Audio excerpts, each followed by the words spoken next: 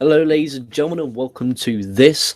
This is your KocoSports Ring of Honor Final Battle 2016 preview and predictions show. I'm your host, LK, and I'll be going solo here today on this show, and I'll be covering and previewing the Ring of Honor Final Battle 2016 pay-per-view, which takes place next Friday, which we'll be reviewing live as soon as the show goes off the air. I'm excited to watch this show next Friday, 6 days away from the event, and it is the biggest event in Ring of Honor all year. And if you're an American, you'll be able to watch this on pay-per-view, standard traditional. I will be able to watch this on the Fight TV app for English price around about £30, etc. But more importantly than that, it doesn't matter the cost. It matters if I will enjoy the really great pro wrestling, which will take place next Friday. So I'm going to run down the card for you. I'm going to break down each match individually, and I'm going to preview, and I'm going to go predictions. And I want to hear your preview. I want to hear your predictions. Are you excited for the show? Do you think the show will be brilliant? Do you think the show will suck? I want to hear from you in the comments. If you're listening live, A, thank you. B, put your thoughts of this show in the live comments, and I'll read every one of them once this show is off air. I know it's a strange time. I know I've done no promotion of this show. I know it's a strange time to normally do these shows. Normally the preview and prediction shows are very close to the event, but I thought let's get this in the bag because Thursday I review TNA. Friday I normally do Ring of Honor, which is when Friday will be, so I can't do the preview Friday, which we normally do. We normally do WWE previews on Friday. However, we couldn't because the show takes place on Friday. So let's get enough of this waffling around like an absolute idiot. Let's get on with it. So a 6-man tag team match between the Motor City Machine Guns, which is Alex Shelley and Chris Sabin, and Donovan Dijak versus the Cabinet, which is Red Tires, Kenny King, and Caprice Coleman. I love everyone in this match minus Caprice Coleman.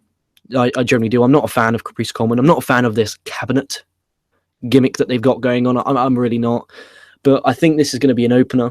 I don't even understand why this is taking place because I'm so behind the loop of the Ring of Honor TV because I watch the pay-per-views and then I kind of just dizzle and fizzle and sizzle out of Ring of Honor weekly because I just think that the television show itself is so dated that it's difficult to watch, and to find a copy of the damn thing is more difficult than anything else, which is why there's not a lot of Ring of Honor reviews because it's just so difficult. Like, what type of show do I bring you? Do I bring you a review of the full show, like the tour shows? But if I do that, that means how will people get access to that unless they buy it? It puts me in a really sticky situation. But I'm here today to preview the show. And I think I love Dijak. I think the guy's got a great future. I think the Machine Guns they're great. Red Tires, Kenny King, they're great. Caprice Coleman sucks. Opinion, I think it'll be a good match. Then with Colt Cabana versus Dalton Castle, in which I think will be one heck of a match. It's going to be comedic. It's going to be funny. We're going to get our giggles and wiggles and jiggles. It's going to be great.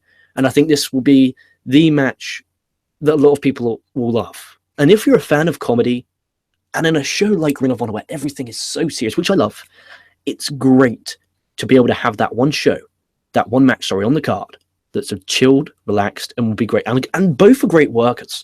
Like, I'm not just saying that to be disrespectful, like calling them comedic, but they're also great wrestlers at the same time, which really does help. And I think it'll be a good match. And I think prediction-wise, I don't know. I can see Dalton Castle getting the win here because it could be a breakout match for him. And I think Colt Cabana going in the future kind of won't be that big in Ring of Honor. But I think that Ring of Honor really need to knuckle down and start building towards their future. And I think Dalton Castle is definitely that. So I can see Dalton Castle getting the win.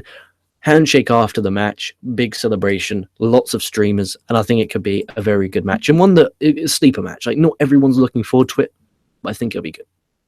Then we had Silas Young versus Jushin Liger. What is it with Silas Young always getting these New Japan matches? And what I like about this show is, even though there is sprinkles of New Japan, it's not the norm in the Ring of Honor pay-per-views this year where it's just Ring of Honor versus New Japan, Ring of Honor, New Japan, Ring of Honor versus New Japan. It's not. Because obviously they're involved in their tag league right now, their big tag team tournament happened at New Japan Pro Wrestling. They kind of can't send all their top guys.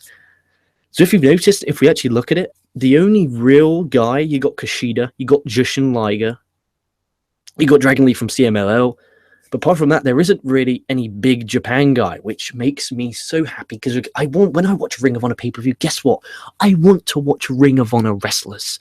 When I watch a New Japan pay-per-view, guess what I want to watch? A New Japan match with New Japan wrestlers. When I watch a show presented by both, like the All-Star Extravaganza, I want to see both Ring of Honor wrestlers and New Japan wrestlers colliding. There's a huge difference. I'm watching a Ring of Honor event. I want to see Ring of Honor wrestlers. But I think the match will be okay. I think heading in, I'm not really interested in it, but I think it could deliver. I mean, Silas Young normally delivers on these big events, which he's normally a part of, and he's that guy on the show who always worms his way into a match. He is always on this show. He's always on these pay-per-views, no matter what he's doing. Last time was against Shibata. This time is against Jushin. Like, next fucking month, it'll be against Naito, knowing his luck. Unbelievable. And then we're going to get interesting now. From now on, these are the matches I'm excited for. These are the top 5 matches of this 8-match card that I'm going to break down. Jay Lethal versus Cody Rhodes. Babyface versus babyface, normally a dynamic I don't like. But with that being said, I think the wrestling here will be amazing. How about this? This is one of, let me have a look at this. This is a one of potential 3 match of the night candidates. I have 3 match of the night candidates. I have this, I have the world title match, and I have the world TV title match, okay? I think this could be a show stealer. I think if done properly with the correct crowd, with the correct commentary, and Steve Corino has gone to WWE. He's now signed with the Performance Center. So my guessing is that Nigel McGuinness will fill in for Steve Corino and become the full-time ROH color guy. No problem with that whatsoever. I think Nigel and Kevin Kelly, in my opinion, this isn't me just trying to bash Ring of Honor. I think it is better than Steve Corino and Kevin Kelly. I could get insane heat, but I'm English. I love hearing an Englishman's voice in my ear. Take that as you may. I may not want to hear it all the time. However, when I'm involved in wrestling, I want to hear an Englishman on commentary. I really do. And I think that he brings something different than Steve Corino. But Steve Corino and Kevin Kelly, I'm not saying they're a bad team. I just think my favorite team was back in 2012 when you had Nigel McGuinness and when you had Kevin Kelly. That was my favorite Ring of Honor broadcasting team. But this opinion, everyone has one, and that's mine.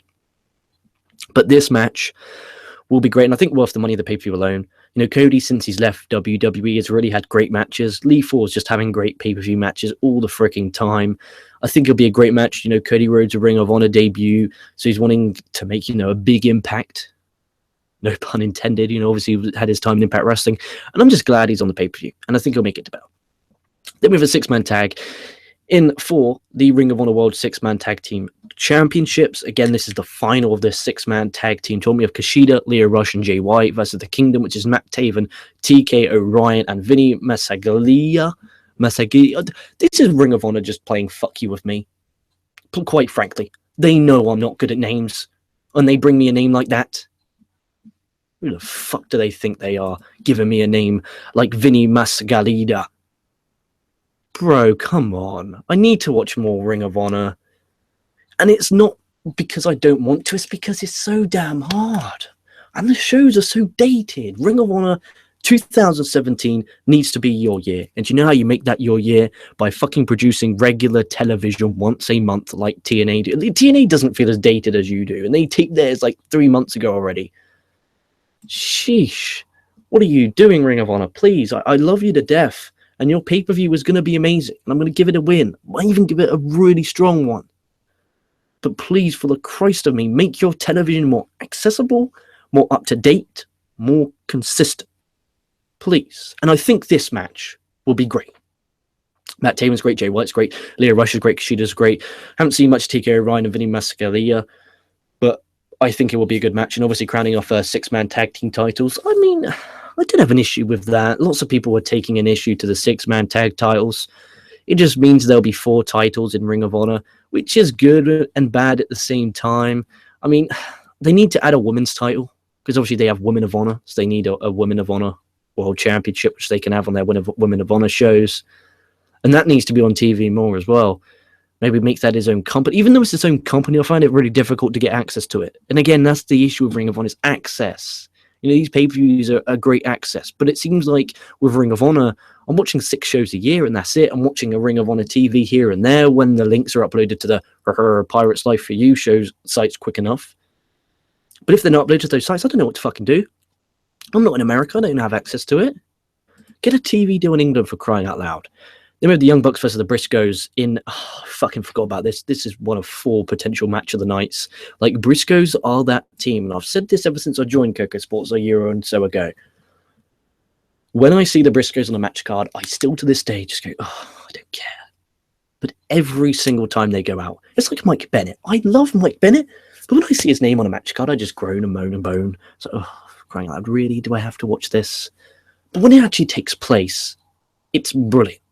Like, it's going to be great. Like, this match will be the sleeper match. This will be my personal sleeper match, because I don't normally like the Briscoes, but I like the Young Bucks. It's going to be sad without Steve Corino for the Super Kick Party tally. That will be sad, but I think this will be a good match, and I reckon it will surprise me, which makes me happy. I'm excited. Speaking of excited, we have a 4-corner Survivor match for the Ring of Honor TV champion, with Marty Scurll champion versus Dragon Lee versus Will Ospreay versus Bobby Fish. Obviously, Bobby Fish lost the TV championship to Will Ospreay on Saturday at Liverpool, and then on Sunday night in London, Scurll defeated Will Ospreay to become the new ROH TV champion, and both Will Ospreay and Marty Scurll have signed deals. They're both working with Ring of Honor, which is great for Ospreay because they can do Ring of Honor in New Japan as well. I think they're going to smash the title back on Bobby Fish. That's my prediction. I do honestly think that they are going to put the title back on Bobby Fish. My prediction. I wouldn't be shocked if they kept it on Scurll, but they could give it to Dragon Lee. But this will be match of the night if you're a lover of high-flying wrestling. Now, I'm beginning to become a big fan of Lucha Libre. I'm covering lots of Lucha Libre promotions. Friday, Saturday, and Sunday. Well, Saturday's not a day for me. Friday and Sunday will be the days where I cover Lucha Libre, cover my independent shows, cover all this and that. And I'm going to be honest with you, I think this will be match of the night. But with that being said, I think Lethal and Rhodes can, and O'Reilly and Cole can, and Young Bucks and Briscoes for the tag titles can. I think there's so much that can happen here. And I think you got a recipe for a really great event, and you guys really do need to buy this event. Well, don't buy it, stream, however the fuck you guys watch your wrestling live, and I think it's worth the watch for sure. Well, at least I'll be going live as soon as the show finishes anyway. Prediction: Bobby Fish retains, not regains. It's the proper word. Main event: Fight Without Honor, ROH World Title, Adam Cole versus Kyle O'Reilly. This is the night where Kyle O'Reilly finally does it. He's had the PWG World Title, he's had the IWGP Tag Team titles. He's now about to have the Ring of Honor World Title. This is my prediction. This will be a great match. Kyle O'Reilly will win. Kyle O'Reilly will become your Ring of Honor World Champion. Adam Cole, in my opinion, was a filler champion. In all due respect, a filler champion until the pay-per-view. Then you can have O'Reilly, Cole, which has been a rivalry for ever since Future Shock back in 2010. This is a historic rivalry. Great history. I think it can main event brilliantly. Could again be match of the night. It's a Fight Without Honor, so it's going to be brutal. And I just hope Kyle O'Reilly becomes the Ring of Honor World Champion. I'm going to be rooting for him. I think Kyle O'Reilly is an incredible worker, and I wish him the best. And I hope he does become the Ring of Honor World Heavyweight Champion. Again, because of the time that this is taking place, I highly doubt that we'll have any live comments. If we do, I'll be severely shocked. And we don't. So that's no shock to me. That's really not. But I want you guys to keep supporting this channel. And you can do that by staying subscribed. Leave us a like. Leave us a comment on what you think will take place at Final Battle. Do you think it'll be a good show? Do you think it'll be a bad show? What match are you most excited for? But more importantly, keep supporting this channel. Keep supporting us. You could buy Dave Koco's book to support him. You could pledge to me on Patreon if you will, and I'm grateful and appreciative of EC Cuff for pledging $5 a month. Thank you. You're great. I'm severely grateful for that. I really do appreciate it. Also, with Patreon, you can get access to exclusive shows that will only go available for Patreon pledges. Like me on Facebook, facebook.com/LK Wrestling. Check out all the reviews we've done in the link in the description box below, or by just easily clicking the channel and finding the one you want. Let's get this rolling. Let's get 2017 to be the year of KocoSports. Let's make it happen. I'm putting in the hours. I'm grinding my fucking ass off. Stay safe because it's a fucked up world out there. Stay well, because next time I'll be catching your asses down the line.